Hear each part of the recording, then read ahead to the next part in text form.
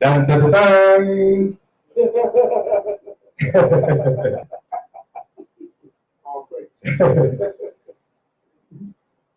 You know how it is, man, when people been waiting on something for so long, you gotta kind of give them a little something to look at, look forward to and whatnot. Let me allow everybody to get in here first. Then we shall go from there.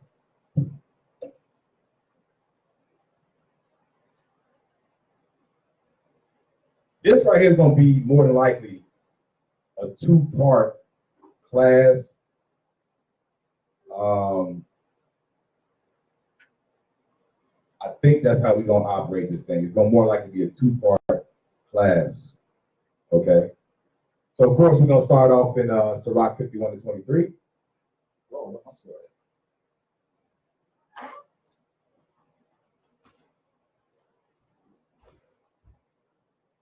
I knew something was missing. It's like a cop, right? And he goes for his holster and it's empty. Like, whoa. Come on. All right. Well, before we get started, man, I definitely want to say Shabbat Shalom, Most High in Christ, blessed to the 12 tribes of Israel scattered to the four corners of the earth. It's Teacher Shaul, a.k.a. Moray Hazadek. That's right. And we got a good class in store for y'all today. Thank you very much. Very good class in store for you today. I was debating on whether I was going to do this class today or next Sabbath. I thought about it, meditated. I said, you know what? I got to do it today. Very hot topic. I didn't want to allow that to die out. Okay, so let's start with Sirach 51-23, please. The book of Ecclesiastes, chapter 51, verse 23. Draw near unto me, ye unlearned, and dwell in the house of learning. So the scriptures say to draw near and dwell in the house of learning. So again, we thank you for tuning in to United Kingdom of Israel congregation, also known as the House of Learning. So take this opportunity to tag everybody. Old Testament niggas, I don't care who it is, tag everybody. I'm not gonna play with these dudes because the one thing that I do know is that when people leave off, if you've ever been in a position to where you did believe on the Christ and then you backpedal and you leave off from that thing, what I've noticed is that brotherly love completely goes out of the window. You start talking to your brothers like they niggas off the streets. So tag all them clowns. Let's get it. We're going to contend for the faith. You never see none of these dudes doing nothing. Never nothing in the community, never nothing in nothing. Only thing they know how to do is have women and talk crap. That's it. So we definitely have to do this thing today. Okay. And the brother wanted me to bring up the who? Piso? Piso family. We're going to talk about that too. That doctrine's so ridiculous. I'm going to tell you, if you follow the Piso theory, you follow that doctrine from the Piso about who created the New Testament, you might as well go follow Joel Osteen. Because that's a white man's doctrine. That's right. So, just like in a court of law, if you introduce something, you open the door for something, I have the right to go ahead and walk through it. I'm going to show you how pseudo these dudes is when it comes down to scholarship. See, y'all know boy going to school to be a lawyer. And according to the federal rule of evidence, number 404, you introduce a part of a writing, you can introduce the rest. So that's what we're going to get into today. So Sirach 51-23, one more time for me, please. Oh, you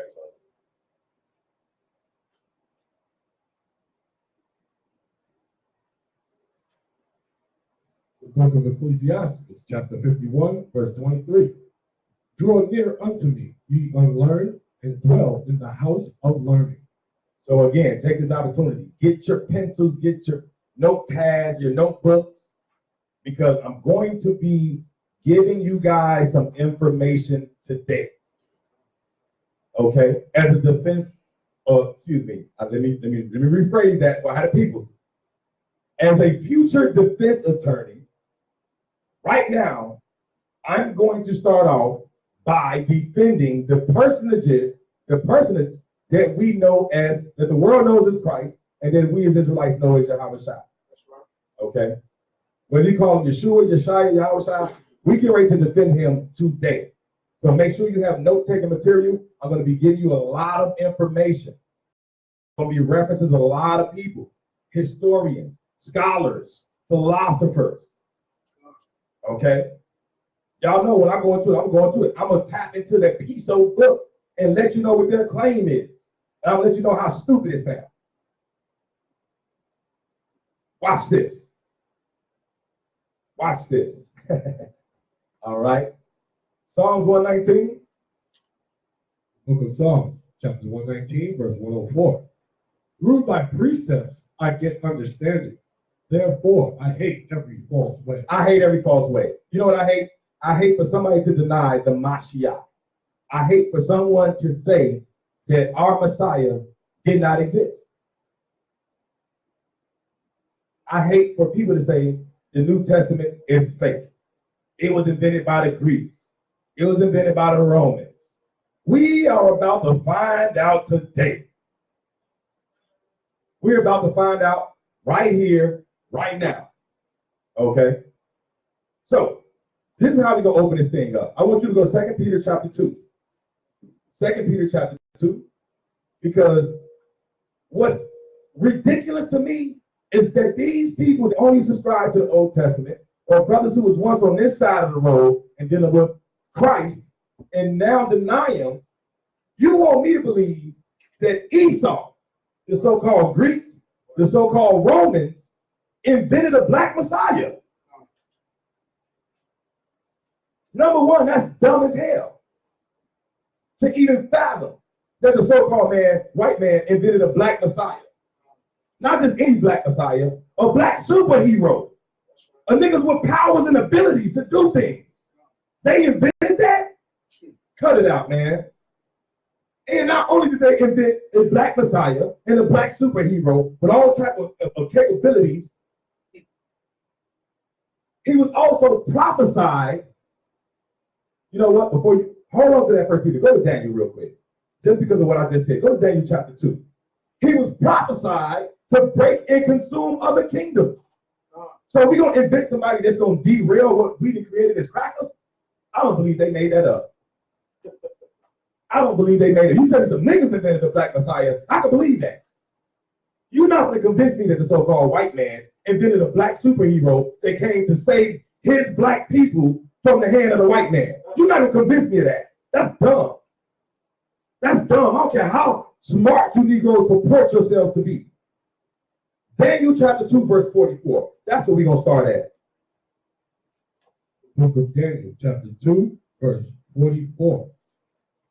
And in the days of these kings shall the Elohim of heaven set up a kingdom which shall never be destroyed. And the kingdom shall not be left to other people, but it shall break in pieces and consume all these kingdoms, and it shall stand forever. It's going to stand forever. And this is why we see in the New Testament, okay, I'm not going to jump too far here, but this is exactly why we see when the disciples asked the Christ, was he going to now at this point in time restore the kingdom to the nation of Israel? So you telling me the white man built this fake black Messiah and concocted this long storyline that lined up with the Old Testament? You got to come better than that. Right? That alone is just ridiculous and unfathomable. That alone right there, class over. You're not going to convince me of that. That's right. 2 Peter chapter 2. Here's the problem right here. Here's the problem. 2 Peter chapter 2. And we're going to start with verse 20. This is for brothers who believed on Christ and then denied Christ. Okay? This is my opening statement before I present my case. All right? 2 Peter chapter 2, verse 20. The book of 2 Peter chapter 2, verse 20. For if after they have escaped the pollutions of the world through the knowledge of the Lord, you escaped being a nigga in the world through Christ.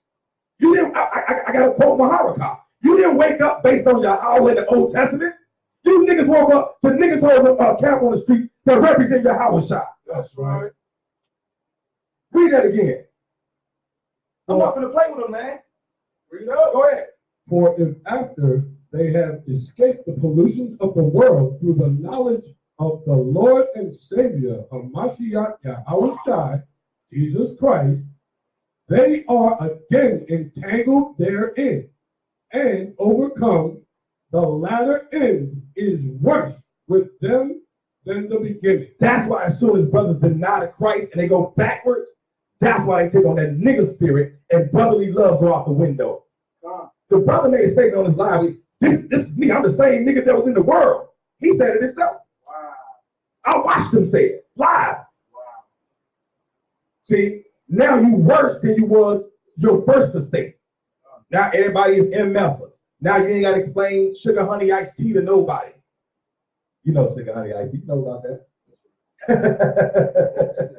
That's old school, ain't it? You see what I'm saying? But the scriptures tell us to give an answer to any man that asks the reason for your faith. That's right. So if a brother say, why do you believe in the Torah only or Tanakh only? You should be willing to stand up and say, this is why. Because of A, B, and C, X, Y, and Z. Now I ain't got to explain nothing. You're a demon. That's right. Read verse 21 again. Oh, sorry, verse 21. Verse 21. For it had been better for them not to have known the way of righteousness than after they have known it to turn from the holy commandment delivered unto them. Come on. But it is happened unto them according to the true proverb, the dog is turned to his own vomit again. You turn back to that hatred for your brothers.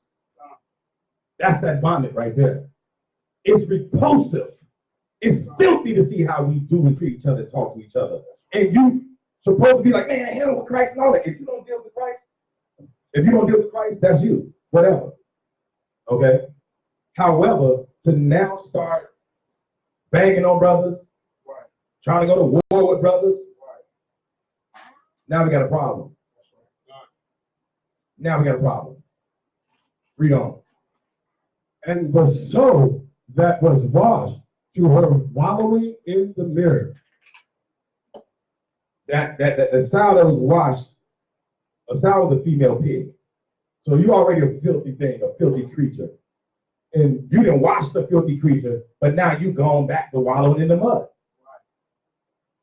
Watch how I start doing. Watch how I start operating, talking. That's what happens. That's not the spirit of Yahweh. That's not the brotherly love that we commanded in the law. Something's wrong with that ideology that lets you know that. It's tainted. Okay? Grab this book of Josephus right here. You're going to go to that first bookmark I have there. We're getting ready to go to the book of Josephus. And I'm going to say a couple things.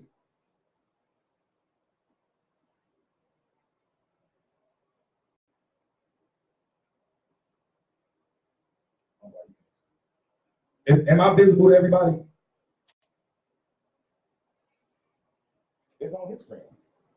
Am I froze? Oh, I'm good. I'm good.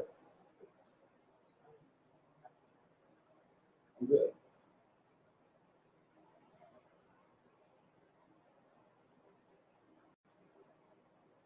I gotta allow me to hang on, y'all. I want to make sure we ain't got no technical difficulties. But when these arrows go out with the flaming tips, they got to make sure they're on point to hit their target.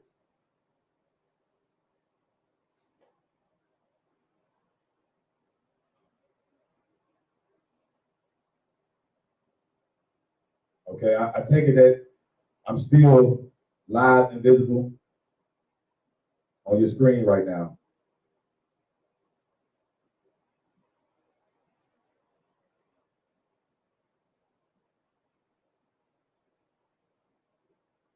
So you don't see it? Okay, all praises. All right, let's get it. the works of Josephus. Okay, right there, that highlighted portion, I'm gonna read it off. So we coming from, what chapter is this? What book? This is the Antiquities of the Jews, page 480, chapter 3. So it's book 18, chapter 3. Okay, and the section is 63. Because Josephus was a first century historian, son of a priest. Although the people that believe in the Piso doctrine think that Josephus was Roman, but I'm about to crush that. These guys make bugged down ideologies and doctrines. That's right. Josephus was a Jew. Okay, he was the son of a priest, Matthias.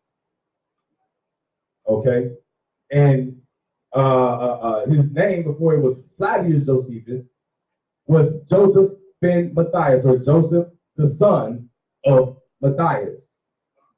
Okay, so let's see, because we need to find out. We're gonna go through some sources, Israelite sources and heathen sources, to find out whether or not Christ actually existed. This is my first piece of evidence I want to enter in right now. Read what you got. Now, there was about this time Jesus, a wise man. So clearly, out the gates, he said that there was a guy, YHWHshi, what they call Jesus, who was a wise man. Come on. If it be lawful to call him a man, for he was a doer of wonderful works, a teacher of such men as received the truth with pleasure. Wow. He drew over to him both many of the Jews and many of the Gentiles. Go ahead. He was the Christ. He was who? The Christ. He said that this man who the world called Jesus was the Christ. Come on. And when Pilate, at the suggestion of the principal men among us, had condemned him to the cross, those that loved him at the first did not forsake him, for he appeared to them alive again the third day. Wow. Ain't that something? That's miraculous. Come on. As the divine prophets had foretold these and 10,000 other wonderful things concerning him. And the tribe of Christians, so named from him, are not extinct at this day. Wow. So the followers of Christ, which is then and today, is they not extinct. They gladly received the truth. This man was in the first century. Again, you want me to believe a nigga 20 centuries later today to say Christ didn't exist? But the dude who was back in them days said he did?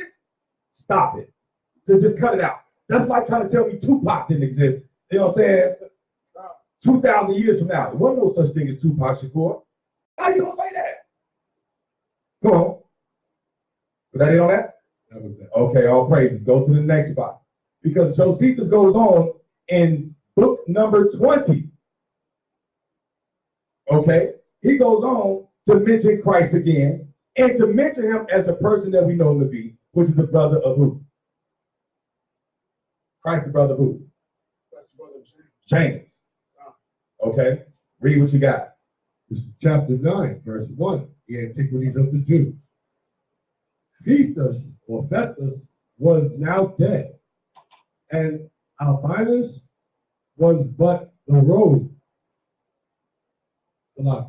And Albinus was but upon the road. So he assembled the Sanhedrin. Who were the Sanhedrin, Alana? Sanhedrin was the ruling body of Israel during that time. That was the governing body. Come on. That was exactly. Go ahead. So he assembled the Sanhedrin of judges. The Sanhedrin of judges. That was the governing body. Go ahead. And brought before them the brother of Jesus. The brother who? The brother of Jesus. Who was first century historian. Come on. Who was called Christ. What did they call this man? Christ. Go ahead. Whose name was James, and some others for some of his companions. His followers. Okay, go ahead. And when he had formed an accusation against them as breakers of the law. Now wait a minute. If the white man who say we don't got to keep the law, why would, I'm getting to this part because they try to say Josephus was the white dude. Right. Why would the white man write this? That makes no God-given sense. You telling me that the white man who say we don't got to keep the law is now creating this story about this dude, black superhero, who his fellow white people lied on, and they say that he was a lawbreaker? Wow. What type of story is this? Niggas do too much Netflix and chill. That's right. Read on. And when he had formed an accusation against them as breakers of the law, he delivered them to be stoned. But as for those who seemed the most equitable of the citizens, and such as were the most uneasy at the breach of the laws, they disliked what was done. They ain't like that thing. They knew it was some BS. Okay? They don't like what was done. Now let me go to this right here. This is Piso. This is the I'm about to share the link. But this is one of those where it gives you one of those a synopsis on what the book is about. The book is called Piso, P-I-S-O, Christ. Okay? The book is called Piso, Christ. It's by a guy, by an author, Roman Piso. So y'all, boy, I tell you. Okay. So basically, according to this book, it alleges that Christianity, how it was started and how the Old Testament, or who the New Testament was allegedly authored by. Okay. Let me see here. I'm getting ready to share the link. I want y'all to check out this madness. Okay, that's the best way I can put it while being politically correct and you know, people not saying I'm using appropriate words or something to that effect. I want you to check out this fallacy. They allege in this book that it says that Arius Calpurnius Piso, aka Flavius Josephus, they say he's the one who wrote this. It says that it contains information that Arius Piso, being referred to by his various alias names by others who were writing at the time. Example, Cornelius Tacitus. You're going to hear that name again. Neratius Priscus. Pliny the Younger, which is Arius Piso's younger foster brother, and Suetonius, or also known as Emperor Antonius Pius. They claim that that Josephus is actually this Piso character, and not only did he invent Christ, but that he also invented the New Testament. That's the claim of the book. That's the claim. So when people bring up Piso, that's what they're saying. They're saying that Josephus, who the world know to be a quote-unquote Jewish historian, is now a white guy that invented the New Testament. That's the argument that they present. That's the dumbest thing I've ever heard in my life. That's utterly ridiculous. Okay, let's continue on. Hang on. Let's continue on. Because I want to address a few things. All right. I wouldn't be me if I did. You know, to brothers that know me, maybe labored with me, so on and so forth. Brothers know me as the false doctrine assassin. It's what I do. Okay? It's what I do for fun. It's my hobby to dismantle false doctrines. Watch this. I'm gonna start with Tacitus because that's who he named. That's one of the people that he named. The historian Cornelius Tacitus, Tacitus, lived between 56 AD and 117 AD. What's interesting about this, because he claimed that Tacitus also was a Roman. That's interesting because I read Tacitus' writings and he referred to the Romans as Romans. Watch this. The account of YHWHshi, or Jesus Christ, appears in what's called, write this down, ANNALS, the Annals of Imperial Rome. Tacitus was a first century historian of the Roman Empire, and his writings were written around 116 AD. Okay, he was a Roman senator and a historian. That's fine. He chronicled the burning of Rome in 64 AD. Tacitus also mentions that Emperor Nero falsely blamed the person commonly called Christ. It's interesting. So you telling me the Romans invented Christ, so they invented a whole storyline for this black superhero is what you're telling me. And discredited their own governing bodies in saying that they lied on this false person. That sounds dumb. Okay. And that they falsely blame the person commonly called Christians who were hated for their enormities. Christus, Christus, or Christ. Why would they? Now here's the thing. This is how you know that hell Zeus don't have nothing to do with Jesus. This is how you know this. They called him Christus. Every man named like Tacitus in the Roman Empire, they put US on the end. He was a Christ, but we call him Christus because they were Romans. The same way, like dealing with Josephus, his name's Joseph. They put the us on the end, US. It makes him a man. That's how they signify between a male or a female. Interesting, right? He said that they were hated for their enormities and that Christ, the founder of the name, was put to death by Pontius Pilate, the procurator of Judea in the reign of Tiberius. Roman historians say Christ existed. If you're going to go with the Piso school of thought, then you have to believe that they invented this black Messiah. Tacitus did not have any Christian biases. He wasn't biased. He was like, yo, I'm gonna be with them, so I'm gonna create this. I want to roll with them. He had no biases. Okay.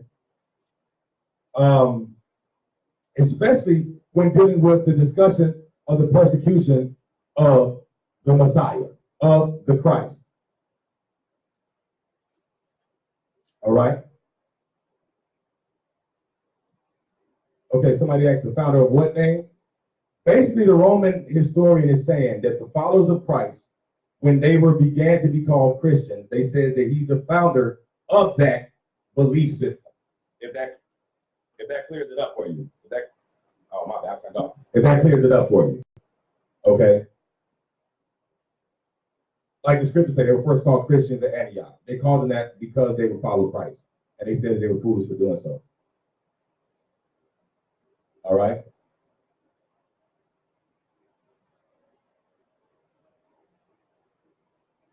Now, when we look at certain things, these writings that I'm going to from these Romans, they may not be good for anything other than proving the fact and realizing that Christ was known by historians.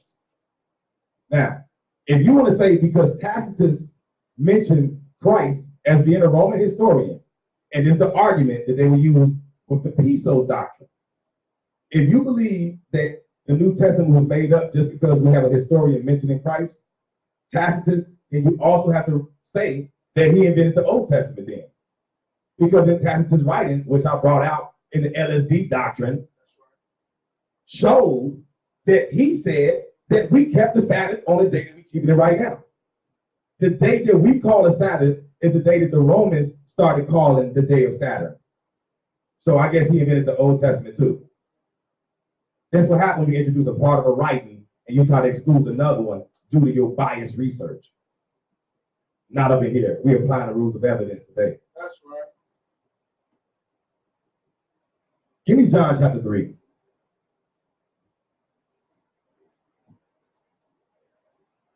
Another person.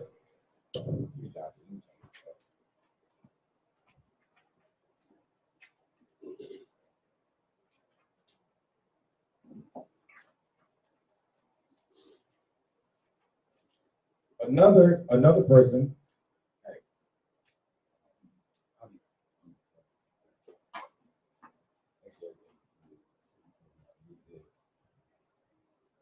Another person that I mentioned was Pliny the Younger, right? That's who they mentioned for the Piso doctrine. Saying the New Testament is made up.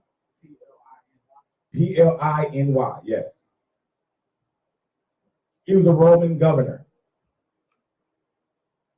He wrote to Emperor Trajan that the early church, that the early Christians would sing hymns to Christ as to a God. They honored him.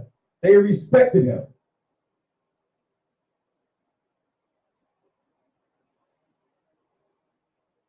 When we get into what Suetonius said, because Suetonius was a Roman historian, Suetonius' reference to Christ is noting that Emperor Claudius had expelled the Jews from Rome who, and I quote, were making constant disturbances at the instigation of Christus or Christ.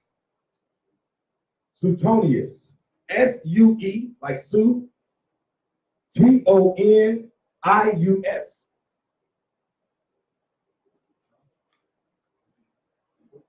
He was a Roman, Suetonius was a Roman historian.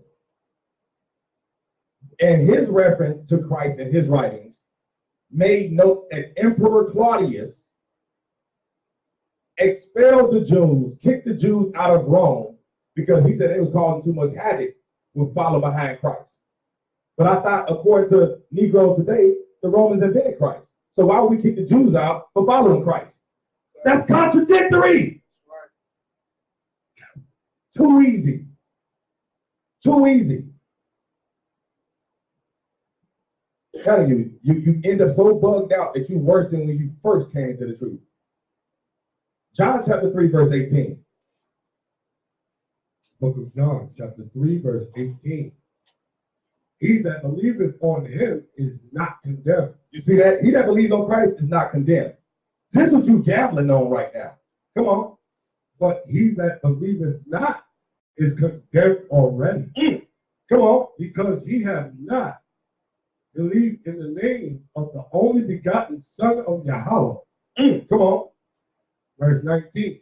And this is the condemnation, that light is come unto the world, and men love darkness rather than light. That's the problem. That's the problem.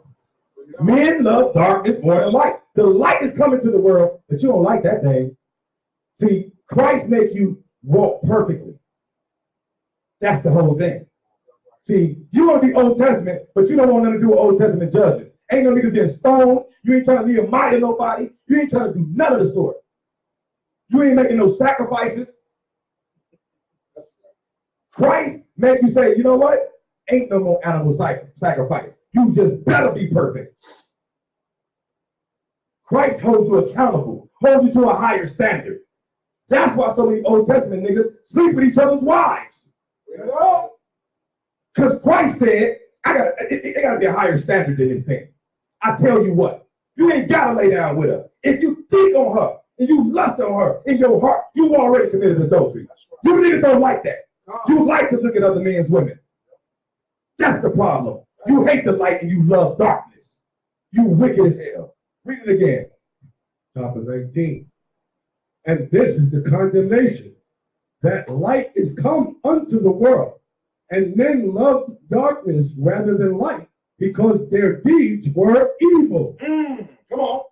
For everyone that doeth evil hath the light, neither cometh to the light, lest his deeds should be reproved. Lest his deeds should be reproved.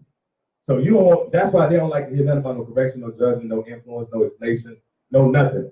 because you don't want to be reproved. You hate the light and you love the darkness. And that's a problem. Let's get into something real quick. Let me shift gears. I'm going to get back into some of these people and these accounts of Christ. But let me shift gears real quick. Let's find out something. The Dead Sea Scrolls. You know, and I would have never tapped into this had it not been for a brother that denied Christ. Based on lies that were fabricated and said, oh, the Dead Sea Scrolls and, you know, the New Testament is made up, and it made me devote myself to actually study the Dead Sea Scrolls. So all praises. I give all praises for the experience. Okay? Here's what we know. The Essenes, we know about them from ancient writers like Josephus. So did Josephus make up the Essenes too? I'm not going to play with him today. You said Josephus made up the New Testament, so he made up the Old Testament too. Because what we find in the caves of Qumran is the Old Testament. And according to history, we know about the Essenes through the writings of Josephus. So did he make that up? I think not. But people like Josephus and Philo, this is where we get our understanding of the community that was at Qumran, where they found the Dead Sea Scrolls. Pliny, is that name again? P-L-I-N-Y, the elder who died during the volcanic eruption at Pompeii, 79 AD is when he died. Pompeii was the Most High torched that thing. Okay, he described the community of Essenes. So because Pliny said it, is it made up too, or did the Essenes really exist? That's the holes in your argument when you say because this Roman guy mentioned Christ, it's made up. So are the Essenes made up? Is the Old Testament made up? Are the Dead Sea Scrolls made up? Because if you say that the New Testament is made up because of being mentioned by Romans, then so would the Old Testament then. Oh, that's right. You better watch out with this madness that y'all introduce. That's right. You can't, it's biased. That's pseudo scholarship. Yes, sir. You want to introduce one portion and not another portion. But even in Esau court of law, that don't work according to the federal rules of evidence. You can't do that. So, he described, swap out with me.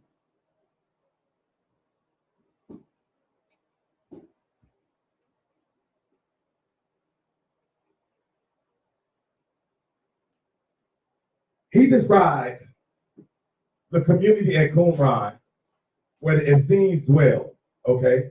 The western shore of the Dead Sea. I wish I had visuals. But on the western shore of the Dead Sea is where the Essenes resided and where they lived, okay? So, here's what we know about the Dead Sea Scrolls. First, the scrolls were all written by Jews. That's what we know. See how easy that is? They were all written by Jews. None of them have been edited by later Christians.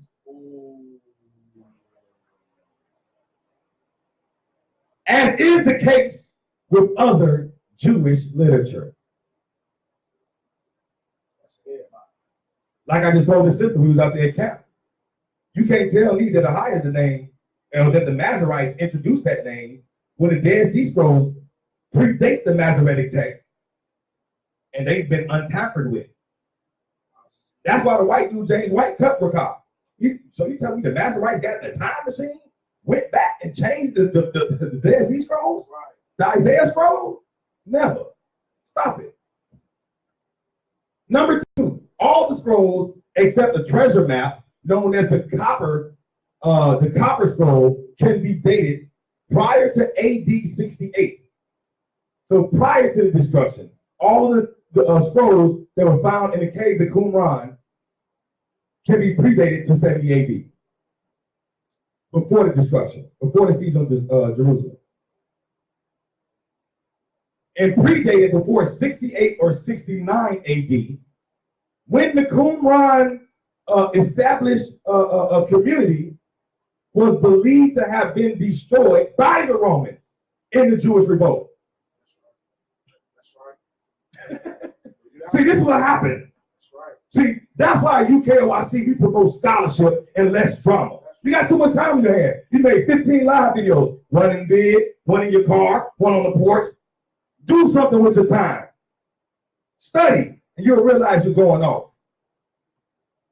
Number 3, the oldest of the Dead Sea Scrolls probably goes back to the middle of the 3rd century BC, about a century before the Qumran community was even established. Because they have scrolls that they call the community scroll, where it goes over the rules of the community and how they're supposed to operate. Basically, so they have laws and commandments, but then they had a set of bylaws that govern them. That's why they did things like start their Sabbath Friday afternoon to make sure you weren't going to violate the Shabbat when the sun went down. That's another thing, though, for those that like to do morning to morning Sabbaths. I'm not playing with nobody no more, man. Bring it up. Straight up. Number 4, the Qumran community was established in the middle of the 2nd century BC by a group of priests who had been expelled from Jerusalem, led by the man known as the teacher of righteousness, or Moreh Hazadeh. That's what it translates to. The arch enemy of the Qumran community was the ruling high priest and one of the Maccabean revolutionaries of the 2nd century, probably either Jonathan or Simon, and they called him the wicked priest and the liar. Right. What do I say? You said John or Simon. It was Simon Mack. Simon. Huh? To lead with the Greeks. Okay, exactly. So they called him the wicked priest and the liar, but yet Torah Knights want to say that the wicked priest and the liar and all that was Paul in them. First of all, how can you say, see, here's the fallacy and ridiculousness of Torah Knights too. How can you say that that's who it was? That's New Testament. Them people didn't exist according to y'all. The New Testament was made up. According to them. Madness. The people of Qumran believed that the Holy Spirit no longer dwelt with the people of Jerusalem based on their league that they made with the Greeks, but believed that it now dwelt with them. Okay? Now, one of the things I seen on the live is somebody asked a brother or brought out a scripture in the Apocrypha.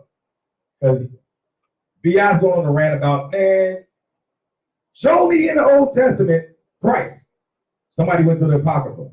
He said, I said Old Testament. This is how I know when you bugged out. What is the Apocrypha? Old Testament.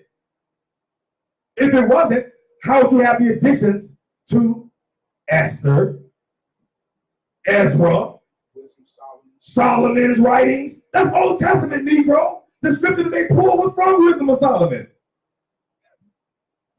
Wow. Oh, man.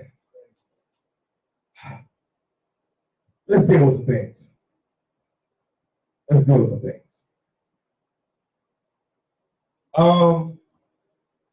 The Messianic apocalypse. I think I want to start there probably. No, I take that back. We're going to start with the Son of God scroll. Wow.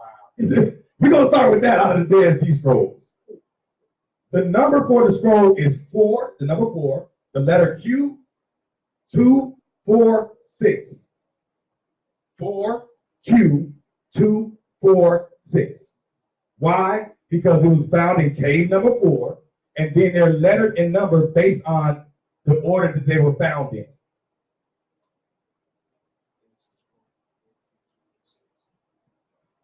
And dear brother Yahis, please get Luke chapter 1 from me also.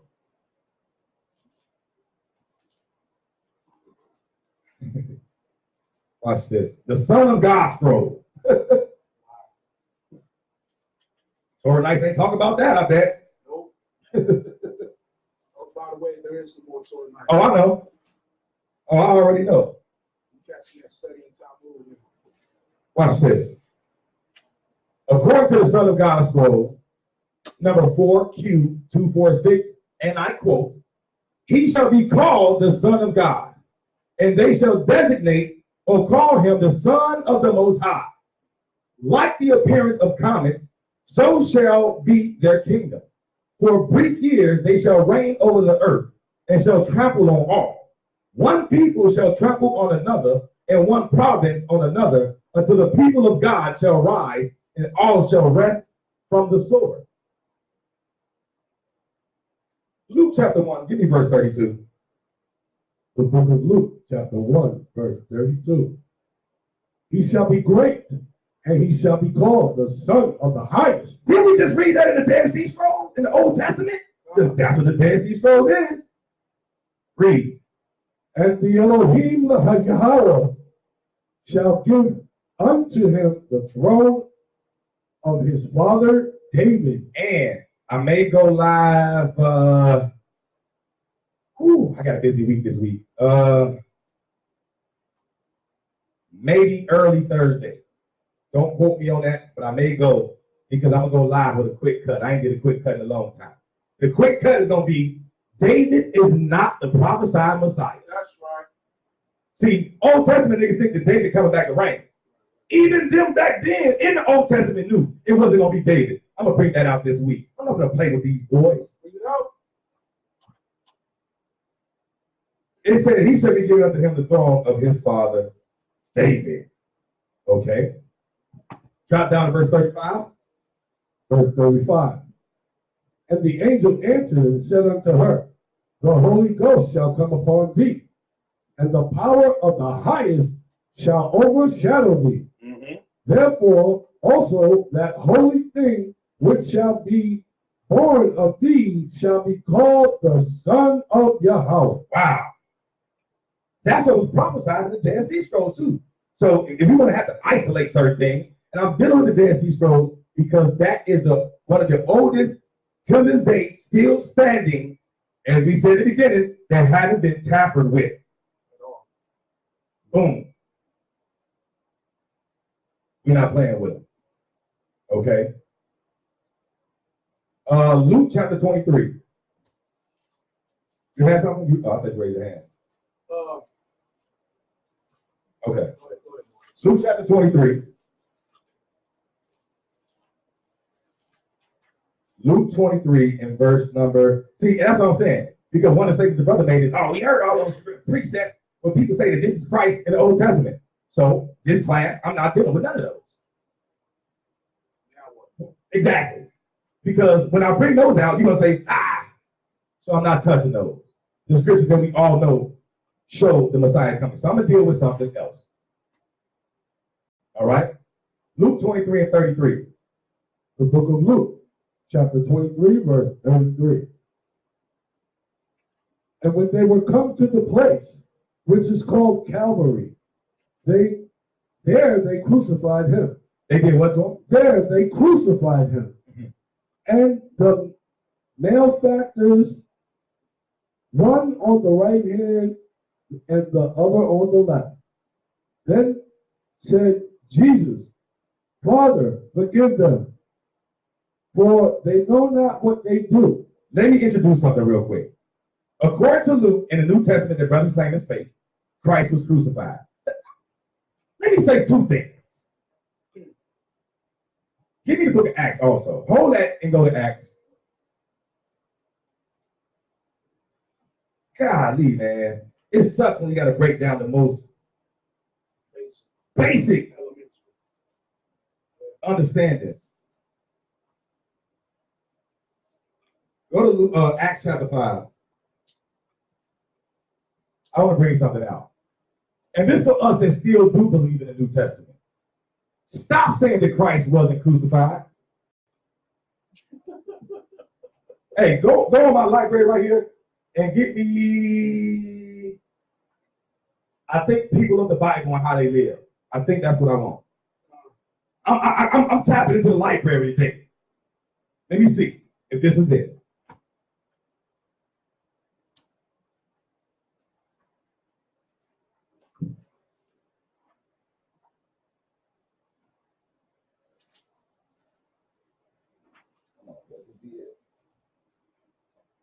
crucifixion. Yeah. I think that is.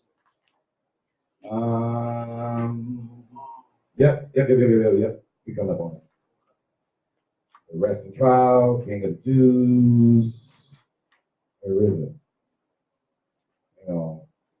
Did I skip it? What's the other book over there? Bible through the ages. It gotta be this one. How about this? How about you look for it for me in this section right here, which I believe it is in Before a picture.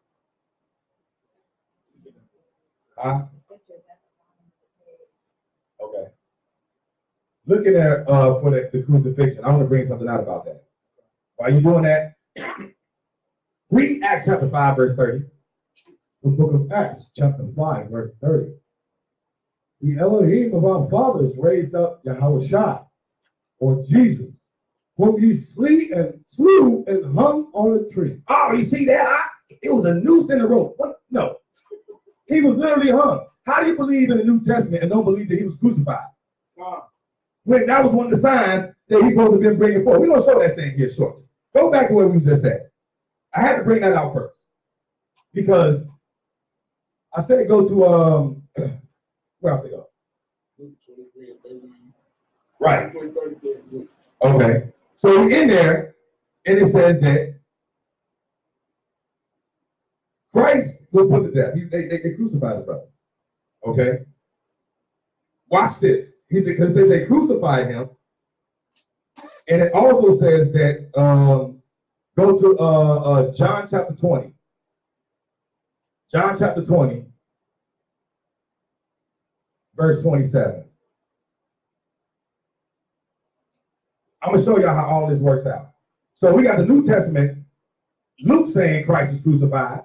We got in the book of Acts saying that he was hung. First of all, that involved hammers and nails, okay? Just like you got pictures on your walls, you hang pictures too. That don't involve ropes. You take you a nail and a hammer, and you go to work.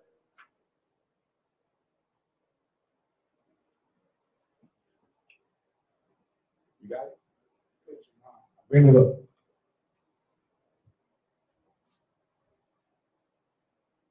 Read what you got in John. John chapter 20, verse 27. The book of John, chapter 20, verse 27. Then saith he to Thomas, reach hither thy finger, and behold my hands, and reach hither thy hand, and thrust it into my side. Wait a minute. How you going to do that if he wasn't pierced? Read that again. Then he say, Salakia, then saith he to Thomas, reach hither thy finger, and behold my hands, and reach hither thy hand, and thrust it into my side, and be not faithless, but believing. And Thomas answered him, Salakia, and Thomas answered and said unto him, my Lord and my God. YHWHshi, Jesus said unto him, Thomas, because thou hast seen me, thou hast believed. Blessed are they that have not seen. Right. Come on. And yet believe. Because see, his whole thing was he wasn't going to believe unless he got to put his fingers in those spots where the nails went through. So stop saying that Christ wasn't crucified. That's retarded and it's contrary to the scriptures. That's right. Okay? All of it. All of the Bible pages or it's not that one. It's literally one of them. All right, so we see according to the scriptures he was crucified in the New Testament. Right? Now, let's introduce one of these scholars and historians again. Name is Phlegon. Phlegon. P-H-L-E as in elephant, G as in goat, O-N.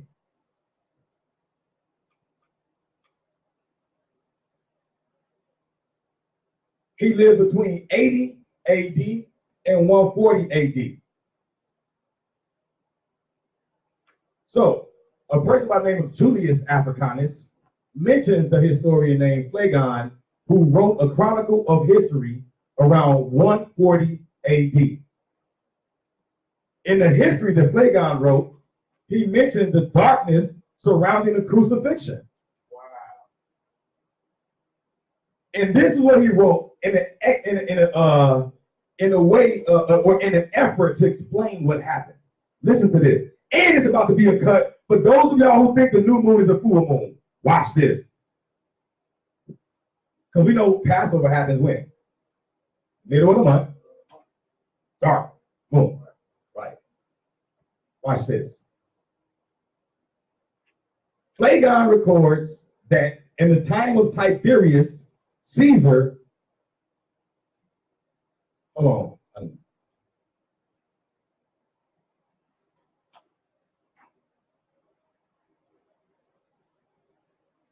Look up. When you see it, it's going to be a picture of some nails. This is so nails. This is so actually somebody does. As I know, I believe it's in this book right here.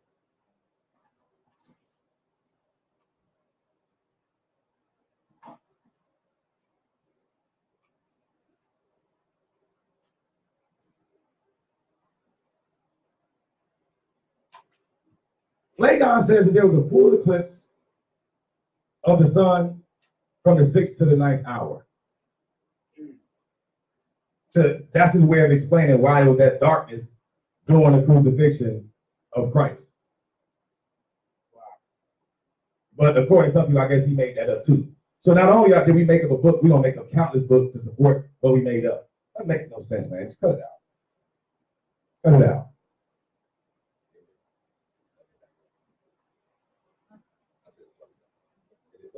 All right, all praises. Phlegon in the 13th or 14th book, I think, of his chronicles, not only ascribed to Jesus a knowledge of future events, but also testified that the result corresponded to his predictions. That comes from a book called Origen, Origen, against Celsus, Celsus, book 2, chapter 14.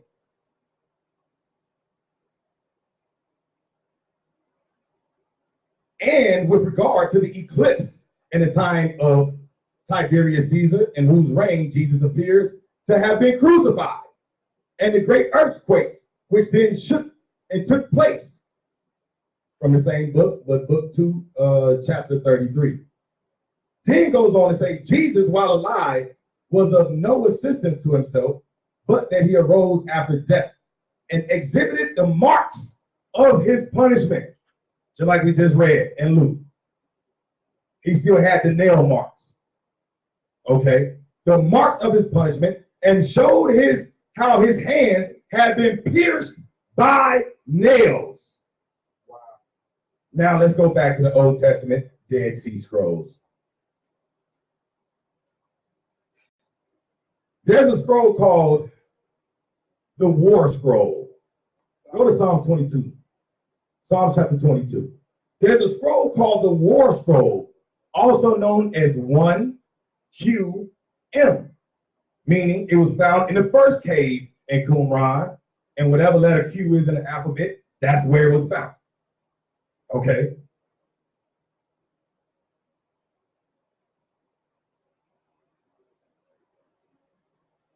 The war rule depicts an allegorical battle between good and evil.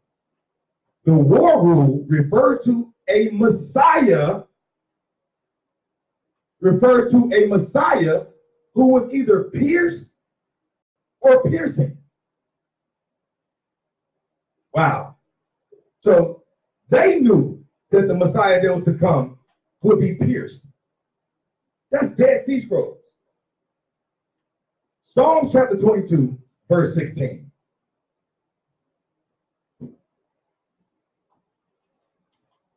Book of Psalms, chapter 22, verse 16. For dogs have compassed me, compassed me. The assembly of the wicked have enclosed me. They have pierced my hands and my feet. So that's Old Testament, right? They pierced his hands and his feet. That's the same thing that happened to the personages that we call the Messiah, the Christ. Pierced his hands and feet. That's Old Testament. And then it seems that Qumran knew that the Messiah also would be pierced based on the war scroll that they read. Or that was composed, I should say. Was that it on that? You got it? Thank you very much. I knew it was in here. Rome's cruel way with rebels. Crucifixion, a common practice in Jesus' time. And I'm reading from Great People of the Bible and How They Live. And this is page number 305. It was a common practice in Jesus' time and was the penalty for robbery, tumult, and sedition. It was reserved for slaves and foreigners and was intended to be a form of public humiliation. The victim was nailed to a T-shaped cross through the wrists and ankles. Now, let me give you a little bit of medical understanding. The wrist is a part of the hand. The ankles are a part of the foot. That's not a separate entity, even though we refer to them separately. Okay? To get crucified and pierced through your hands, this is not strong enough to support that body weight. And even still, I'm gonna show y'all this picture that shows the nail and what the depiction of what it looked like. And it says here that though many written accounts of crucifixions exist, our only tangible evidence is this ankle bone that's pictured. This ankle bone of a 30-year-old man found with the spike still in it. The victim was crucified in the 1st century. That's the same century that Christ was crucified in. Let me see how close I can get this thing so that it can appear on screen.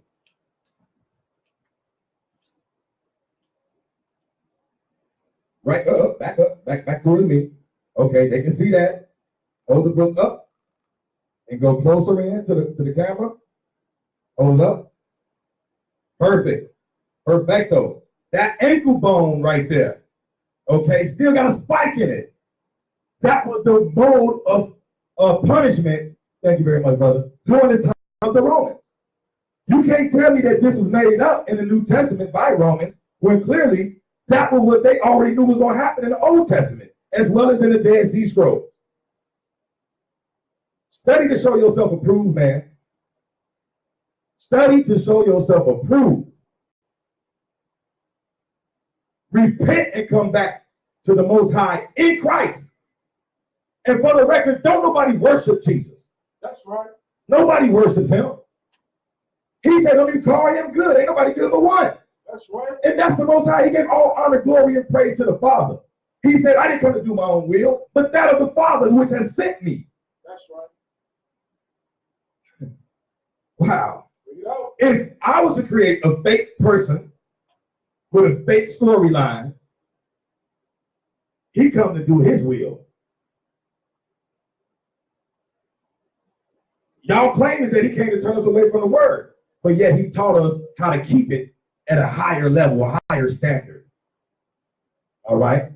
So that Phlegon, he predicted the future. He said that Christ predicted the future, and then he rose after his death and showed signs of his crucifixion. Okay? Josephus said that Christ was a wise man, and that his followers reported the resurrection after his crucifixion. These are all 1st century sources that I'm using right here.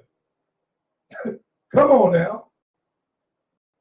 Suetonius said that Christ was a real man called Christ, and that he caused a quote-unquote Jewish disturbance. Celsus said that Christ was allegedly born of a virgin, and his father was a carpenter, and had miraculous powers. So they created a black superhero? Stop it. You completely bugged out if you believe that the white man invented a black superhero with miraculous powers according to the white man. Phallus, Thallus, said that Christ lived and was crucified, and that darkness took over the earth, and there was an earthquake. I guess they all made this up. That's a whole lot of writing at different periods of time, dispensations of time.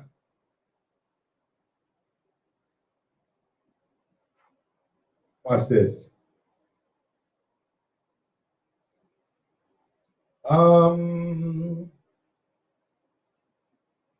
Mara, M-A-R-A, B-A-R-S-E-R-A-P-I-O-N. Mara Bar Serapion. This comes from 70 AD, what I'm about to read. This guy lived during the time. He's Syrian. Told you I'm going to introduce a Syrian person. Sometime after 70 AD, a Syrian philosopher named Mara Bar Serapion was writing to encourage his son. He compared the life and persecution of Christ with that of other philosophers who were persecuted for their ideas. Why would I compare a made-up person to niggas that actually really did live? I'm talking to my son. Hey, Jahari, look, man, I'm going to tell you. Christ was persecuted for what he believed, even though he was made up. So it was a made-up false persecution. Wow. But it's something like Malcolm X. Come on, man. Can't make this stuff up. He said, what benefit? Oh, wait a minute. Oh, he also refers to Christ as a wise king. First of all, if I'm wrong, why would I invent a Jewish king? Wow. Again, the white man is not going to create a black messiah, a black superhero. Right.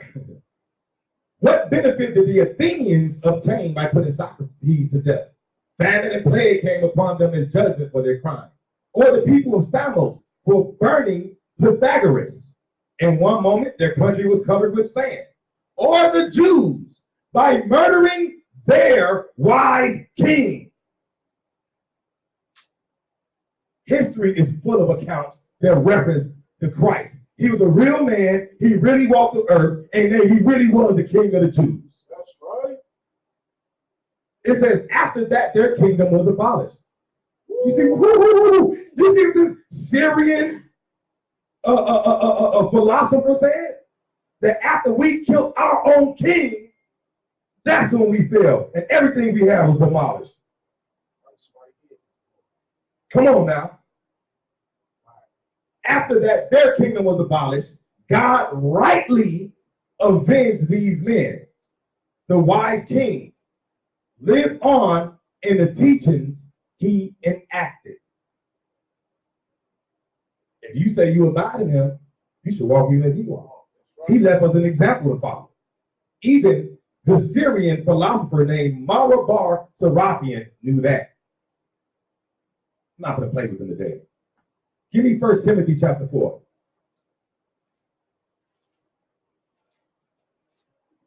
First Timothy, the 4th chapter.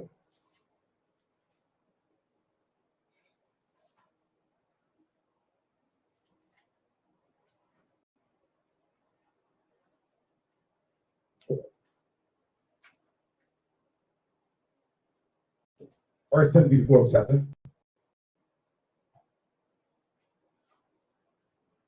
Man, this head's rolling all over the place.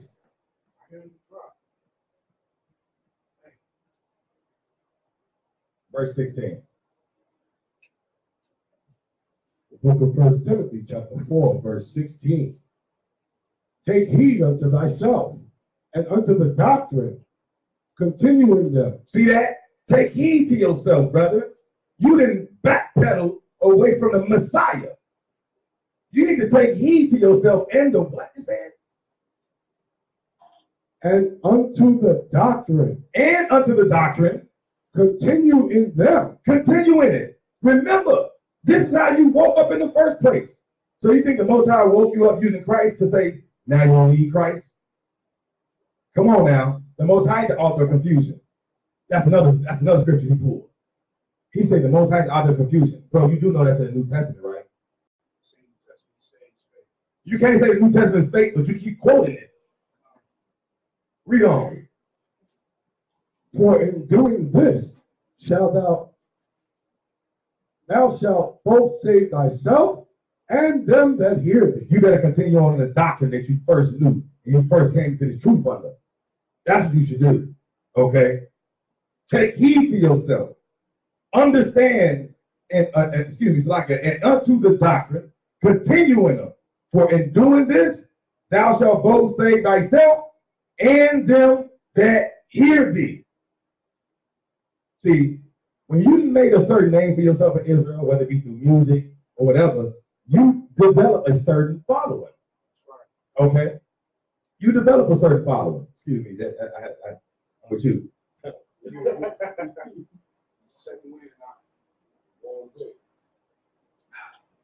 You develop a certain following.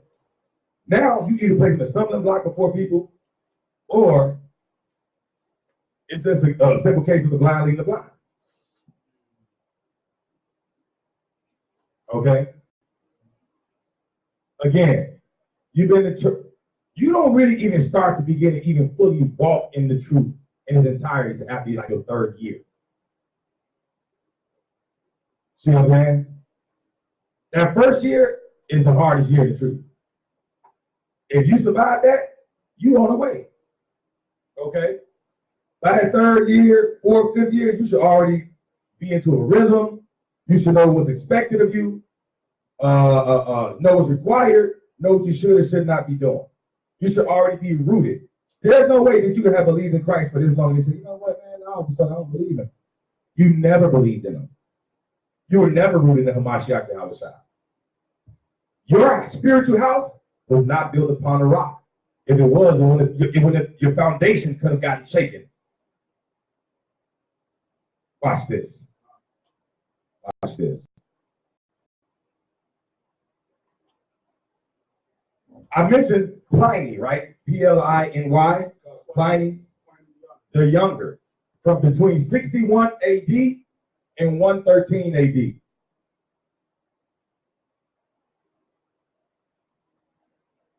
Pliny wrote a letter to the Roman emperor, like I stated earlier, and he described the lifestyle of the early followers of Christ. He said those followers of Christ, were in the habit of meeting on a certain fixed day before it was light. Ooh, I thought the Sabbath didn't start till the sun was up. Oh snap, we not playing today. They were in the habit of meeting on a certain day before it was light. When they sang in alternate verses a hymn to Christ as to the Most High, and bound themselves by solemn oath not to any wicked deeds, but never to commit any fraud, never to commit theft, never to commit adultery, never to falsify their word. So the early church, the early Christian was keeping the commandments? Wow. Oh man, this is a multiple. This sword got to be more than double-edged. I don't even know what you call this. This is what you call it, a mace? That little joint, the little ball with the spikes on it? Yeah, this is one of them. It didn't cut like 3 doctrines all in one little section. Never to falsify their word, nor deny any trust when they should be called upon to deliver it up. After which it was their custom to separate and then reassemble to partake of food, but food of an ordinary and innocent kind. So, the early Christians, they did believe on the Most High and Christ. The early church, the early followers of Christ, also upheld a high moral code, not like the Christians you see today. And they met regularly for fellowship and for worship. That just cut all of y'all who say, I ain't got a fellowship, or I ain't got to leave my house on a Sabbath. There's like 5 doctrines just got cut by heathen. I guess he made up the Old Testament, and he made up this part too about not being being false, not dealing falsely, not breaking trust factors. If you telling me these crackers make the New Testament, they have to make the Old Testament too.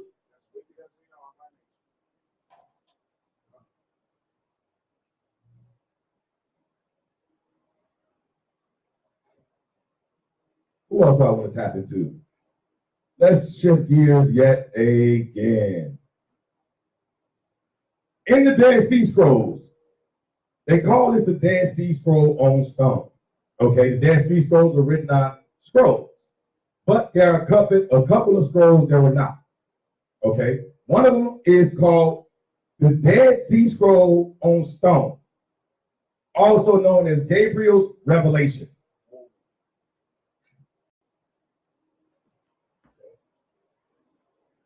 It's a 3-foot tablet that has 87 lines of Hebrew.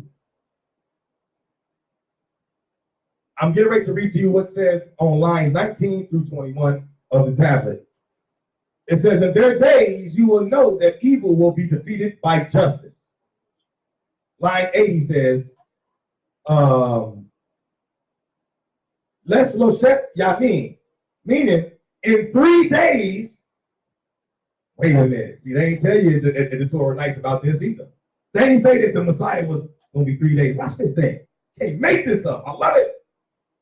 In 3 days, then the next word on the stone is illegible, but it's partially illegible. And it appears to say haya, or to be, to live. So in 3 days, you or he shall live. I, Gabriel, command you. To whom is the archangel speaking? That's who we got. That's a question that we should ask. The next line answers the question. It says, Sar Ha-Sarim, or prince. Sar, right? Char, prince. Who is this prince? Well, the book of Daniel in the Old Testament is one of the primary sources for Gabriel's text. Oh, I guess Negroes didn't know that part. This is why you got to study. Where it says, and of a prince of princes.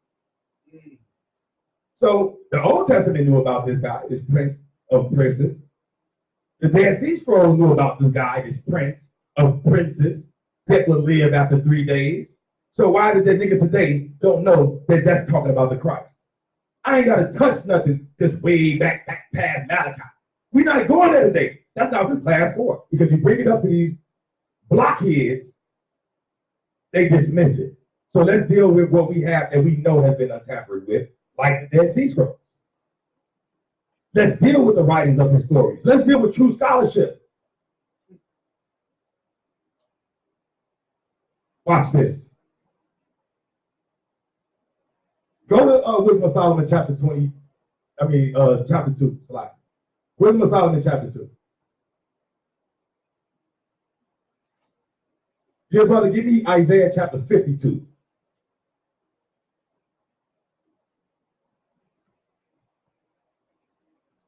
When you read Psalms chapter 22, you read Isaiah 52 and Isaiah 53, the things that were prophesied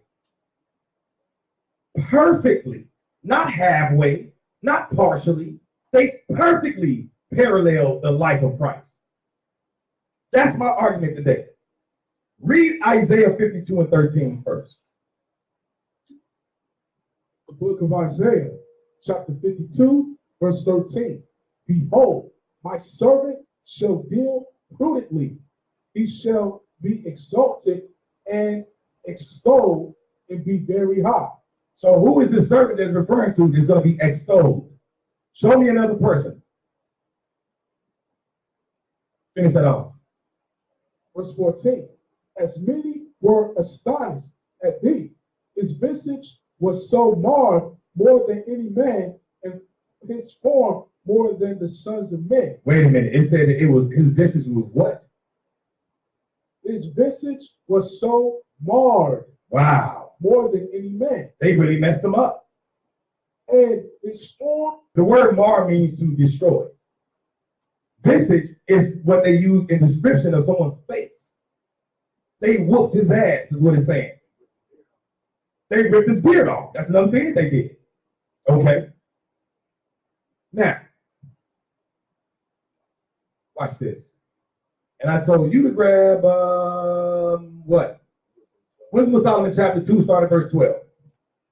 Because the Old Testament talks about this life of Christ. The Apocrypha mentions this guy that a servant as well. The suffering servant. Start at verse 12. The book of the Wisdom of Solomon, chapter 2, verse 12. Therefore, let us lie in wait for the righteous, because he is not for our turn, and he is clean contrary to our doings. Mm-hmm. He upbraideth us with our offending the law. Wait a minute. In the Apocrypha, in the Old Testament, it say he did what? He upbraideth us. Hold that. You give me Matthew 11 and 20. Oh, man, I got chills right now. He upbraided us because of what? With our offending the law, and objective to our infamy, the transgressings of our education. He rebuking them for breaking the law. And they use the word upbraid. Matthew chapter 11, verse 20. Y'all playing with them. The Gospel of Matthew, chapter 11, verse 20. Then began Christ to upbraid the city. Come on. Wherein most of his mighty works were done. Why? Because they repented not. He did exactly what the Wisdom of Solomon said he was going to do. Upbraid them for breaking the law, and the infamy of this thing. They didn't want to repent. Read on, Wisdom of Solomon. Let's keep it going. Verse 13. He professeth to have the knowledge of Yahweh, and he calleth himself the child of the Lord. Come on, man. This is the Old Testament. And he called himself the child of God, the child of Yahweh, of the Lord. Read on. He was made to reprove our thoughts. Why was this servant made? To reprove our thoughts. Why was the Christ sent? To reprove our thoughts. Read on. He is grievous unto us even to behold, for his life is not like other men's. Come on, bring it out. His ways are of another fashion. Uh-huh. We are esteemed of him as counterfeits. He estimate from our ways as from filthiness. He's not doing what we doing. When Christ came on this earth, he wasn't engaged in the sins that everybody else was engaging in. He abstained from that thing. Come on. He pronounceth the end of the just to be blessed. Come on, y'all. We read that in the New Testament now. So you have to tell me, if crackers made the New Testament, they had to wrote the Apocrypha, they wrote the Old Testament, they wrote the whole book then. Come on now. Let's not be silly, man. Read on. And maketh his boast that Yahweh is his father. Come on. It get no bigger than this now. Come on. Let us see if his words be true. That's what we're doing today. Let us see if his words be true. Come on. And let us prove what shall happen in the end of him. Read. For if the just man be the son of Yahweh, come on, he will help him and deliver him from the hand of his enemies. It's all New Testament. Keep reading. Verse 19. Let us examine him with despitefulness and torture, that we may know his meekness and prove his patience. Mm-hmm. Let us condemn him with a shameful death. What was the most shameful death during that time? Thank you very much. That's exactly why the body couldn't remain overnight. Read on. For by his own saying he shall be respected. Verse 21. Such things they did imagine and were deceived, for their own wickedness hath blinded them. See, that's the problem right now. That's right. They hate the light and love the darkness. They own wickedness have now blinded them. Oh, well, y'all ain't know it's gonna be like this up in here. Oh, give me Baruch chapter 3. And we coming back to Wisdom of Solomon.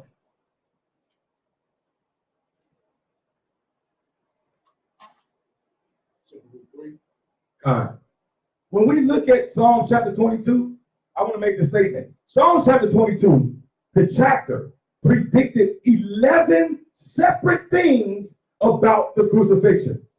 And that was approximately 1,000 years before it even happened. Who was the author of Psalm 22? David. He lived approximately between 1043 and 973 BC. And Isaiah lived approximately between 740 BC and 680 BC. Basically, damn near 1,000 years before Christ, or before the incident even happened.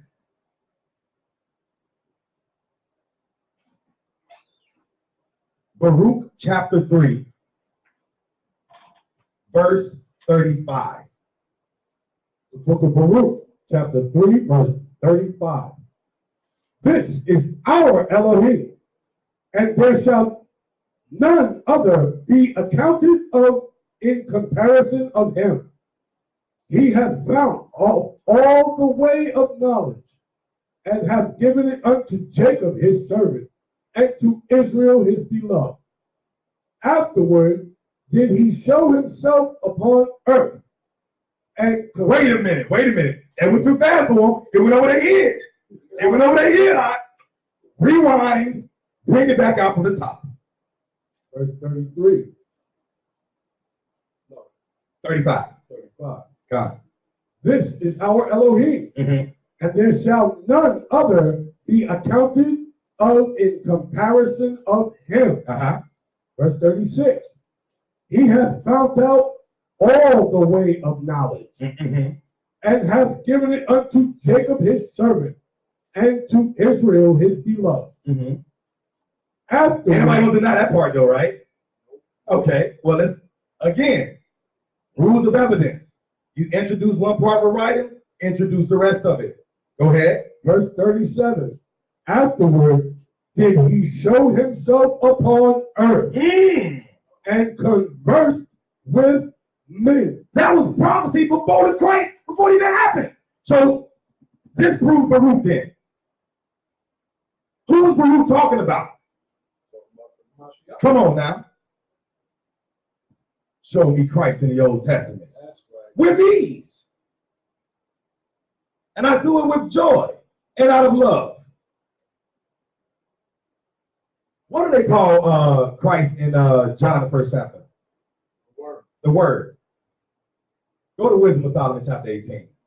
Woo! It feels good to know when you actually hear the truth.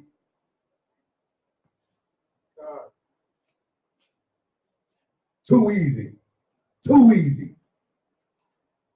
I'm teaching y'all. I come to spread the word. That's right. You know it. Wisdom of Solomon, chapter 18.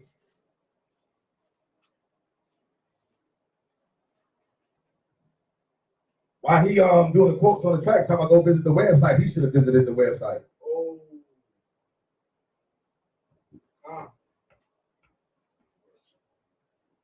Verse 14 and 15.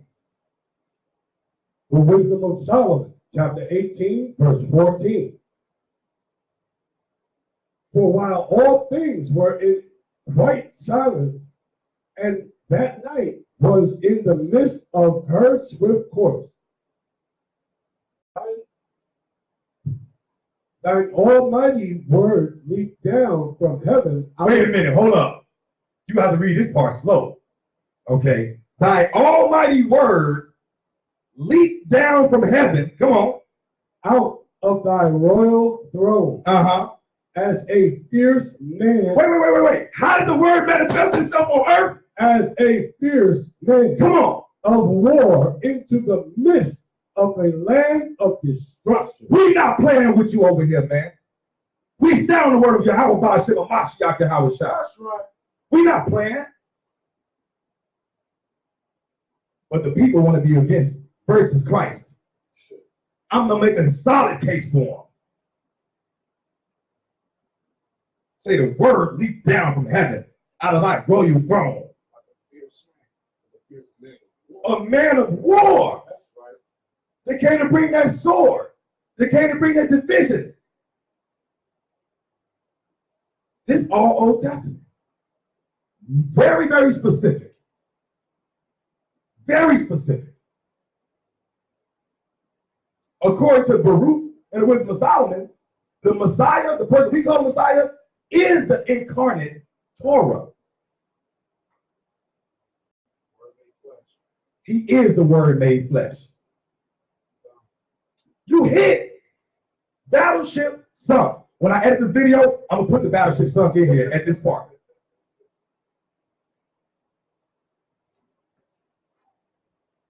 Let's see which direction I want to go in now.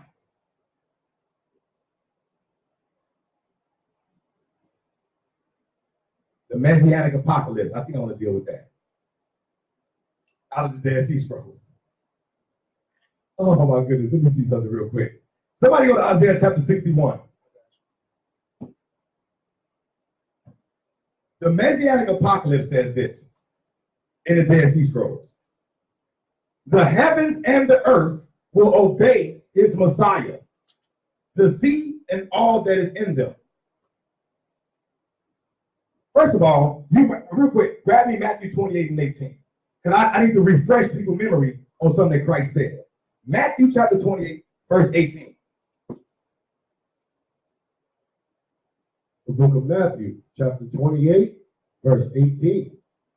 And YHWHshi, Jesus, came and spake unto them, saying, all power is given unto me in heaven and in earth. Wait a minute. That's the same thing we just read in the Dead Sea Scrolls. The heaven and the earth will obey his Messiah, the sea and all that is in them. What did Christ say? Go to Luke chapter, Mark chapter 4. Mark chapter 4. Remember what remember what the disciples said after Christ calmed the storm in Galilee. Watch this. Mark chapter 4, verse 41. The book of Mark, chapter 4, verse 41. And they feared exceedingly, and one said to another, what manner of man is this? We already know based on the Old Testament, he ain't no ordinary dude. We know by the historians, he wasn't no regular guy. The disciples say, what they say? What manner of man is this? That even the wind and the sea obey him. What manner of man is this that even the wind and sea obey him? I'll tell you. He's the man of the Lord. He's the Messiah. And according to the Essenes in Qumran, the heavens and the earth will obey his meaning the Most High's Messiah, the sea and all that is in them. Now give me Isaiah 61, start at verse 1. The book of Isaiah, chapter 61, verse 1. Well, they got to give me a public access show after this one. Come on. The spirit of the Elohim Yahweh is upon me, because the Elohim hath anointed me to preach good tidings unto the meek. This is what we read in Luke chapter 4 also. Come on. He hath sent me up to bind up the brokenhearted. That's the same thing Christ said. To proclaim liberty to the captives and the opening of the prison to them that are bound. Wow. That's exactly what the New Testament says. So you're telling me that the people who quote unquote invented the New Testament studied the Old Testament so profusely that they say, you know what? We have to line all this up perfectly. You give a white man too much credit.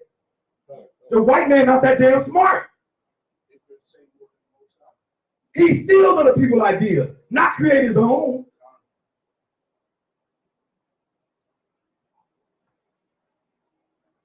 You know what happened in Qumran?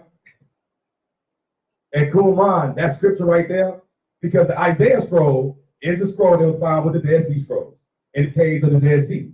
They call it the Isaiah scroll. We call it the book of Isaiah. They call it the Isaiah scroll. The only scroll that was found that's almost 100% still intact to this day You gonna argue with this? Those people that had that scroll, the Isaiah scroll, in Qumran, the scroll came from cave number 11. They applied that passage right there in Isaiah to Melchizedek. Watch this. Why? Because people held him as the Messiah. That's a whole different class. I'm not even going into it right now. Okay. When you go into, I'll give y'all the scriptures. You can look it up for yourself. You look at Genesis chapter 14, verse 18. Look at Psalms 110, verse 4. Hebrews chapter 6, verse 20. Hebrews chapter 7, verse 11. You see how that progression went from beginning to end?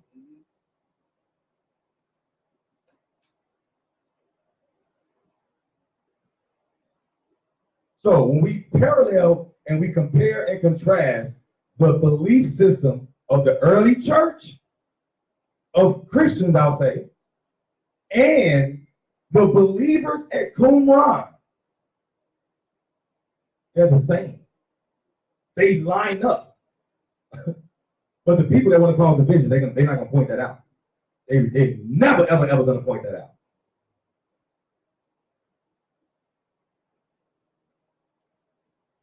Luke chapter 1. Luke chapter 1, verse 31 through 33.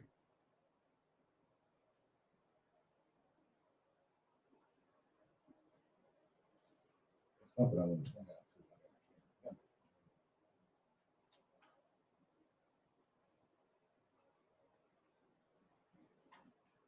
This is the book of Luke, chapter 1, verse 31. And behold, thou shalt conceive in thy womb, and bring forth a son, and thou shalt call his name Jesus. Thou shalt. He shall be great, and he shall be called the Son of the Highest.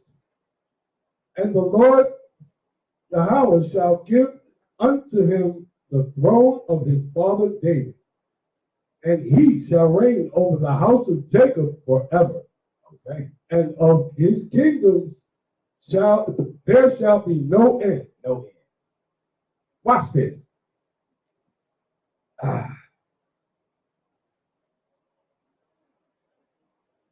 The conception of Christ is the fulfillment of 2 Samuel chapter 7.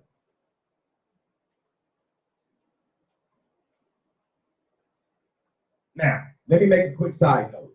Somebody may say that Nathan's prophecy to David was the birth and rule of David's son Solomon. When you go into 2 Samuel, you go back into it, you'll see what I'm talking about. For sake of time, I'm shading it. But the question is, you can't say that applies to Solomon. Why? When did Solomon get chastened with the rod of men? Never. And with the stripes of the children of men? Never. Now, that interpretation of 2 Samuel 7 chapter predates, of course, the Gospel of Luke. All right? Now, in the commentary regarding the last days on the Qumran scroll from cave number 4, I'm about to read it. And I quote, "The Lord declares to you that he will build you a house. I will raise you up your seed after you. I will establish the throne of his kingdom forever. I will be his father, and he shall be my son. He is the branch of David who shall arise." Wow. This is not the Dead Sea Scrolls. He is the branch of David who shall arise with the interpreter of the law to rule in Zion at the end of time. As it is written, I will raise up the tent of David that is fallen. That is to say, the fallen tent of David is he who shall arise to save Israel. So that's a savior. You got jokers talking about, oh man, so first of all, you can tell Negroes don't know Hebrew at all either. Like when it comes down to the word, Mashiach, okay, Messiah, right? Or when it comes down to like the Christ or the Mashiach, the anointed. Israel had many Messiah-like figures. Moses was one. We have plenty of saviors. Go through the book of Judges. I'm telling you, when that understanding and knowledge of Christ leaves, so do all common sense or something. It escapes them instantaneously. That Holy Spirit it flees deceit, and it will remove itself from thoughts that are without. Wisdom of Solomon.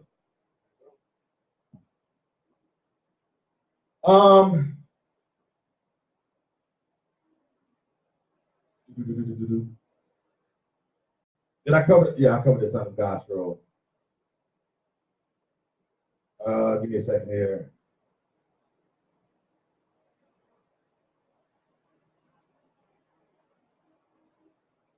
Go to, okay, so we already covered Wisdom of Solomon, right? Chapter 2, we already covered chapter 13. Wisdom of Solomon, chapter 13, is used by Paul in his writings. I know, right?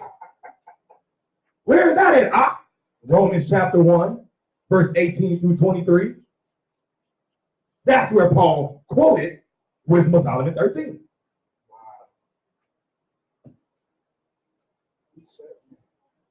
Don't you just gotta love it. Watch this.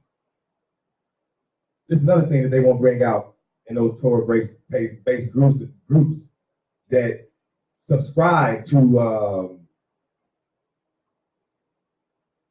the Old Testament only. You know what I'm saying? And that do subscribe to the Apocrypha. Like I got the Septuagint over here. Old Testament, undoubtedly. Guess who's with it? The Apocrypha. Pass me that Septuagint real quick now. It's down there on the fourth shelf.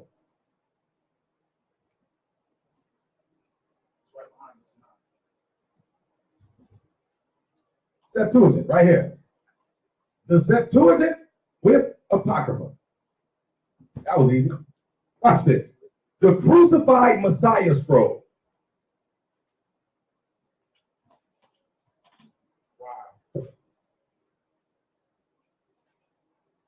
That has incredible references to a Messiah who suffered crucifixion for the sins of men. Wow. They never would have brought that out in the Torah nights. Nope. Translated by Dr. Robert Eisenman, professor of Middle East religions of California State University. He said the text is one of the most far-reaching significance because it shows that whatever group was responsible for these writings was operating in the same general, scriptural, and messianic framework as early Christianity. The end. Come on, man. I'm going to read it again. In regards to the Crucified Messiah scroll, they found this scroll and it was published in 1991. Just as a point of record, Dr. Robert Eisenman, the professor of Middle East religions of California State University, stated the following: the text is of the most far-reaching, time of the Crucified Messiah, of significance because it shows that whatever group was responsible for these writings was operating in the same general, scriptural, and messianic framework of early Christianity. See, here's the problem. Go to Acts chapter 17. Here's the problem right here. Acts chapter 17, verse 6. This is why people don't like even so-called Jews to this day. I'm talking about the nation of Israel, like us, real ones. Because I'm a firm believer that Revelation 2 and 9, 3 and 9 really talking about you faking the funk type Israelites. Yeah, we could probably apply that, but you niggas is the synagogue of Satan. That's right. This is the problem right here. Acts chapter 17, verse 6. This is why they don't like the doctrine of Christ. The book of Acts, chapter 17, verse 6. And when they found them not, they drew Jason and certain brethren unto the rulers of the city, crying, these that have turned the world upside down are come hither also. With Jason hath... Wait a minute. Did y'all hear what he just said? The gospel of Christ, that doctrine, and that's why they say, oh man, they call it trouble. But that's why they say, hey, they breaking laws. Or it's a tumult. Why? Because this gospel, this doctrine, turned the world upside down. The same way it do to this day. The very same way it do to this day. Let's deal with some statistics. Y'all know I like to do a lot of things. I like definitions. I like scholarly works. I like to deal with numbers, things like that, right? Mathematically speaking, the odds of anybody fulfilling as many prophecies as Christ is virtually impossible. If not, pick somebody else who lines up.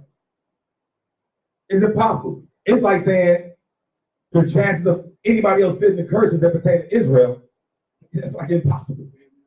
It's damn near impossible. One person fulfilling 8, EIGHT, one person fulfilling 8 prophecies is 1 in million, billion, trillion. What come after trillion? A zillion? Septillion. Yeah, it's 1 in one of those chances. That's 1, 2, 3, 4, 5 commas. 1 in 100 zillion or whatever, septillion. Yeah. The chances of one person fulfilling only 8 of the prophecies. Wow. One person fulfilling 48 prophecies is 1 chance in 10 to the 157th power. 10 to the 157th power. One person fulfilling 100 prophecies, only Christ. Nobody else can do it. All right, watch this. A person by the name of Israel Knohl, Knohl. It's not a fake Jew name. It is. He's an iconoclastic professor of Bible studies at Hebrew University in Jerusalem. Boy, I be doing my homework. Israel Knohl, iconoclastic professor of Bible studies at Hebrew University in Jerusalem. He stated the following in the book published in the year 2000. He said the idea of a suffering Messiah before Christ, using a variety of rabbinic and early apocalyptic literature, as well as the Dead Sea Scrolls.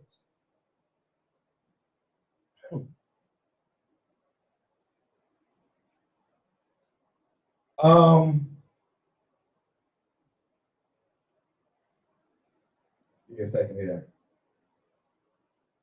I want to go there.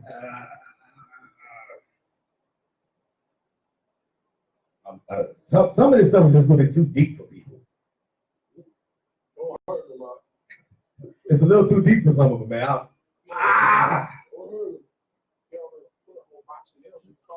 Some of their brain for part 2. I'll say this. In the beginning, okay, we see that in Genesis, the first chapter,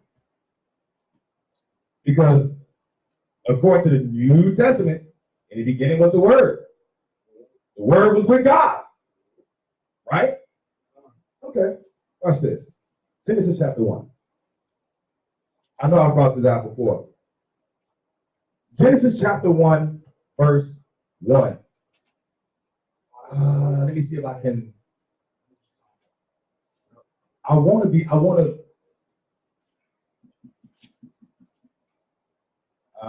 trying to think I could possibly,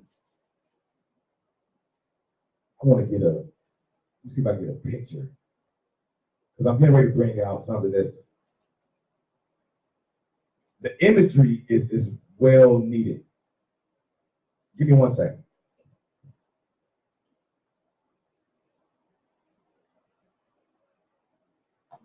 You read Genesis 1:1. This is the book of Genesis, chapter 1, verse 1. In the beginning, Yahweh created the heaven and earth. And the earth was without form and void, and darkness was upon the face of the deep. All praises. All praises. That's all I need. I don't want to go too far. I got a picture. I want to see if it'll be visible on screen. Give me a second here.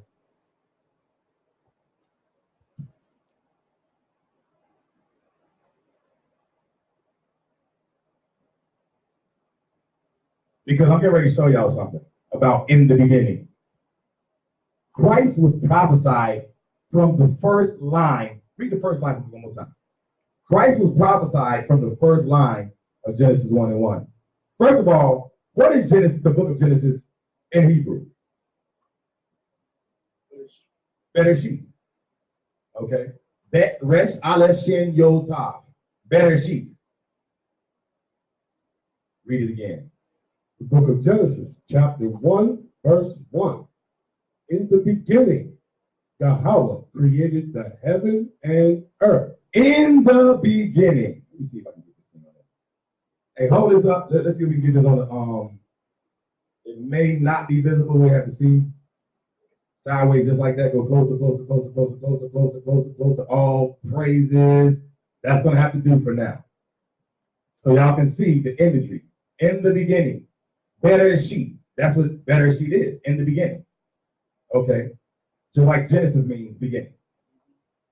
Now, let's examine this thing. Let's examine this.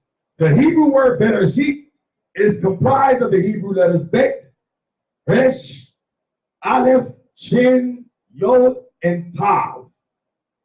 Okay? Bet is pictured as a house or a tent. Resh is pictured as a man's head. We're dealing with the pictograph language of Hebrew now. Okay, the ancient. All right. Aleph is pictured as an ox or a head, meaning God and or strength, as in the Lord is my strength. Shin is pictured as 2 teeth, meaning to consume or destroy. Yod is pictured as an arm from the fist to the elbow, meaning my hand or efforts, like whatever you put your hand to do. Tav is pictured as 2 crossed sticks, meaning a mark or covenant. Thus, in the beginning, God reveals that the Son, because Bet and Resh together is bar, right? Son, from the Hebrew Aramaic word bar, or son. So the Son of God will be destroyed with his hands on a cross. Wow. That's what I'm saying. Some of this is too deep for people. Some of it is too deep. Some of it is entirely too deep for people. God's Son will be destroyed by his hand on the cross. Better than sheep. It's too deep. I ain't got time to play with these dudes. These dudes, come on. This is child's play. I'm 20 years in this thing, man. I'm not going to play with a 3-year-old in the truth. What my mama say? I don't play with other people's kids. That's right. Understand something. Excuse me. The Most High to leave anything, any stones unturned. Christ was prophesied in the scriptures from the very first line of Genesis. But unless you deal with Hebrew, unless you deal with the meanings of the pictographs as they were written, you're going to be lost. You'll say, man, show me Christ in the Old Testament. Genesis 1 and 1. Genesis 1 and 1. That's it, period, point blank. Ain't no two ways about it. Guess what else? I got one more for him. Let me see if I can get it on screen. I got one more.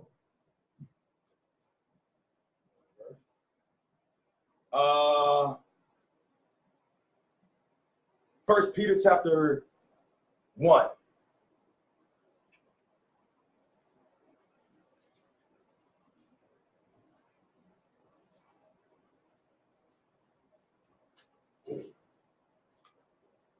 Chapter 1.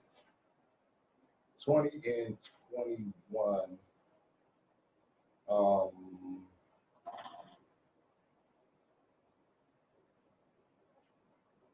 ahead. Book of First Peter, chapter 1, verse 20. For verily was foreordained before the foundation of the world, but was manifest in these last times for you. First Peter chapter 1, verse 19. Start at Verse verse 19. 19. But with the precious blood of Christ, as of a lamb without blemish and without spot, who verily was foreordained before the foundation of the world. So what we read here in First Peter is saying that Christ, with his precious blood, paid the price. And he was what from the foundation? Who verily was foreordained before the foundation of the world, but was manifest in these last times for you. He was manifest in the last time for me and you. But he had already been established before the foundation of the world. Okay? Genesis 1 and 1. Clearly. Okay? John 1 and 1. Clearly. All right? Let's look at another pictograph.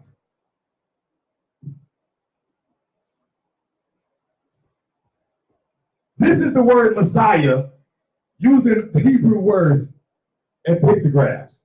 Somebody let me, I'll let you know when it's on. A little bit closer to the screen, a little bit closer to the camera. There you go. That should be good for everybody.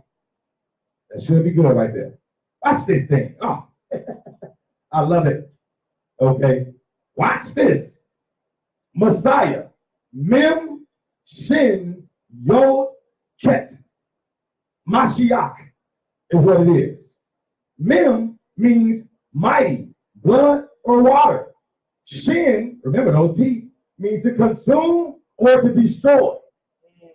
Yod is that hand again, means works. And Ket means tent or wall of separation. So, Messiah, mighty blood, right? The water, he destroyed works of our hands and the tent of wall or separation. That's what Messiah means. That's what he did with his blood. His name says it all. Every name in the Hebrew means something. Messiah, Mashiach, mighty blood or water destroyed the simple works of our hands and the tent wall of separation. That's what happened when he gave up the ghost right there on that cross. It was rent into two. Now, you can't make this stuff up. If not, you give me the breakdown of what Messiah means according to the Hebrew pictographs. You tell me what better than sheep means in the Hebrew according to the pictograph then. Too easy. Too easy.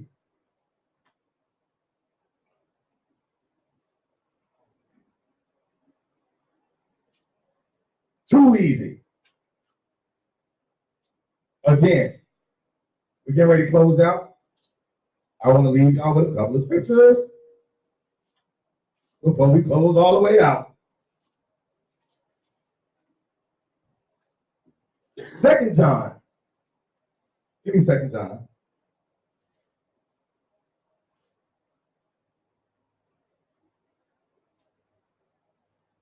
I want to leave y'all with this scripture right here.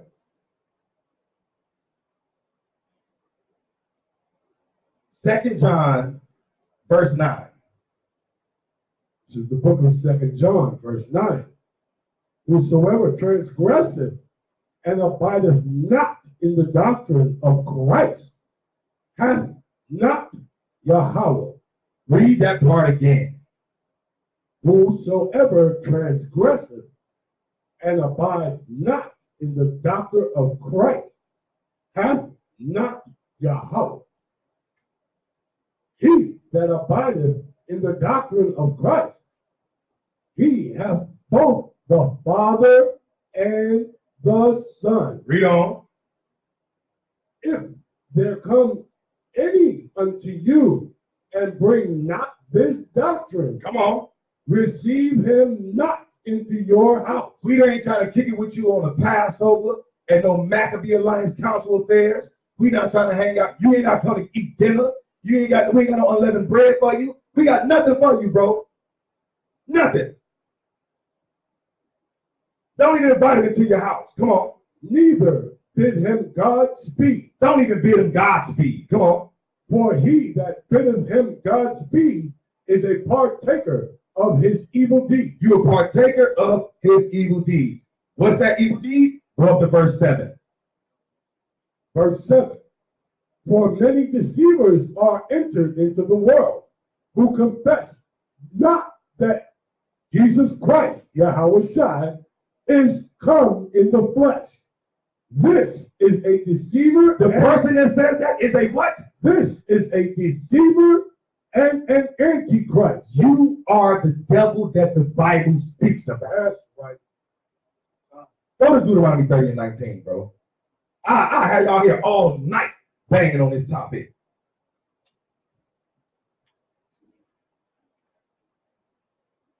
Deuteronomy 30 and 19. Let's close this thing out. Man, I thank y'all for tuning in, man. I really hope that somebody was edified today. Come on.